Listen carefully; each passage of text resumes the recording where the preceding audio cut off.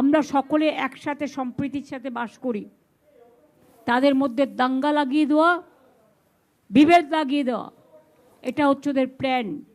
60% বাংলার মানুষকে কেটেছেন, আর 40% আমার নন বেঙ্গলি ভাই বোন যারা যোগ্যতার সাথে কাজ করেছেন তাদেরও আপনারা বাদ দিয়েছেন। গায়ের জোরে বলছেন সব সেন্ট্রাল ডেপুটেশনে পাঠিয়ে দাও। আগে তো অনেককে তুলেছেন, সবাই চলে গেলে রাজ্যে জলটাকে দেখবে, পাওয়ারটাকে দেখবে। লোডশেডিং হলে আমরা তো এতদিন করতে দিইনি। এখন কোনো রকম কোনো ঘটনা ঘটলে প্লিজ দয়া করে আমাকে কেউ দোষ দেবেন না। টুটি চিপে ধরবেন বিজেপির রাজনৈতিক টুটি, এবং মেঘের আড়াল থেকে যিনি খেলছেন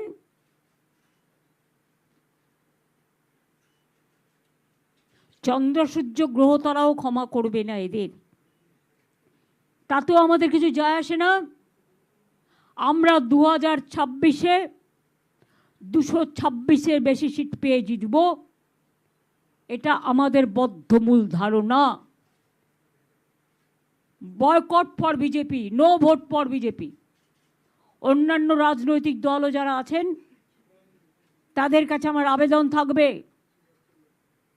vote for Bangla, vote for মামাটি মানুষ, vote for Trinamool Congress, vote for জোড়া ফুল।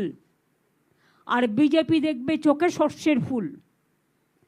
বিজেপি ইলেকশনের পরে পিঠে পোস্টার লাগিয়ে ঘুরবে, আমি বিজেপি করি না, আমি বিজেপি করি না, আমি বিজেপি করি না।